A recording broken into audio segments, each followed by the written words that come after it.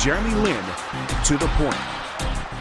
So, Jeremy, I have to ask you the question that I think is on the minds of every New Yorker, in this city as this story has just gotten bigger and bigger, and that is, who has the more comfortable couch, Landry Fields or your brother Josh? Definitely my brother.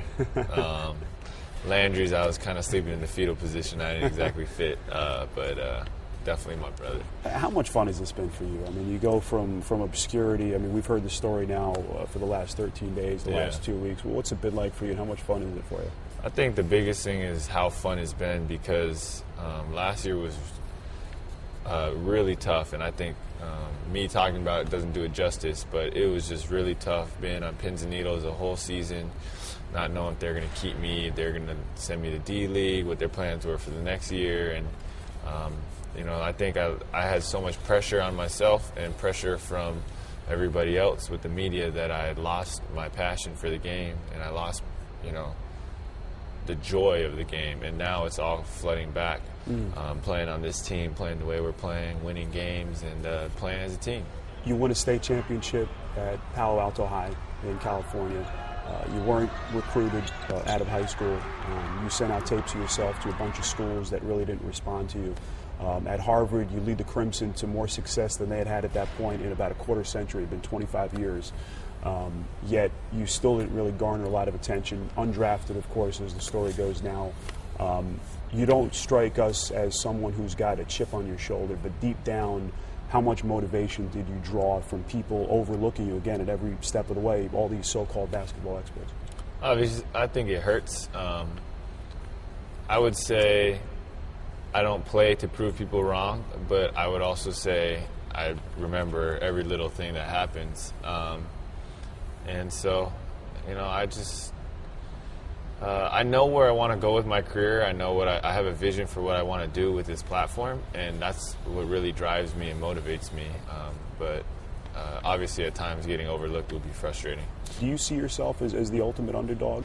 I can't sit here and say I've done everything right, and that's why I'm here. I really, honestly, can't say that. I've made a lot of mistakes, and at the same time, I've had to improve a lot and work on a lot of different things. But I think God has used me and worked through me in a lot of different situations, even with my own fears, even with my own flaws. And He's used me in an underdog role, and now and elevating me to being able to play in the NBA. And that's just something where I need to give credit where credit is due. And I think, in this situation, the glory does go to God, and I can't say enough about that.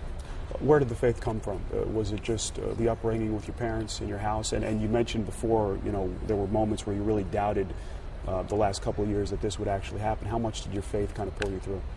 Definitely. I think there's times when I thought of quitting, times when I thought of just hanging it up and doing something else or taking a break from basketball altogether. I had a lot of ups and downs, but the downs were really down. And it was my faith that was just the promises, God's promises of trusting in Him and His perfect plan and His sovereignty that really got me through the tough situations, and my family supporting me. And now looking back, I can see a little bit of why everything happened the way it did, and I'm thankful for that. I want to ask you about your father, Ji Ming. He moved to the States from Taiwan in 1977, and he said he wanted to do two things: get his PhD in computer engineering and also to watch NBA basketball. You've talked about what a hoops junkie he was, and he basically taught himself the game, as the story goes. What's it been like to have the success and to have your father, of course, and your mom watching close by with all the hard work and the sacrifices that he made? Well, I guess there's a little bit of a misconception is that he didn't necessarily try to teach us or drill us because he never had coaching himself. But the one thing that he always did was he would take us to play, and so we would always play. And then we ran into coaches that really developed us and taught us the fundamentals. And when we ended up playing with my dad, we would play every day, and he wasn't trying to necessarily teach us and make us into basketball stars. He just wanted to spend time with his kids and have fun because we all love the game. And I think that's what I remember so much about my childhood, is just spending time with my brothers and my dad, and having those family moments where we're all just playing hoop.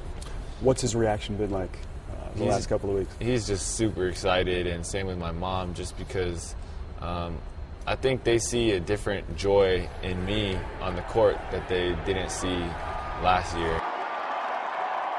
Obviously, a huge shout out to all the fans. Thank you for the energy as always. We love playing here. Obviously, as parents, when you see your kids happy, it makes you happy, and so you know, I love them to death, and they love me, and so I'm just thankful that we're all able to go on this path and journey together and be happy and experience this. When we return, the wider impact of Linsanity. Do you feel like you're a trailblazer? On Jeremy Lin, To the Point.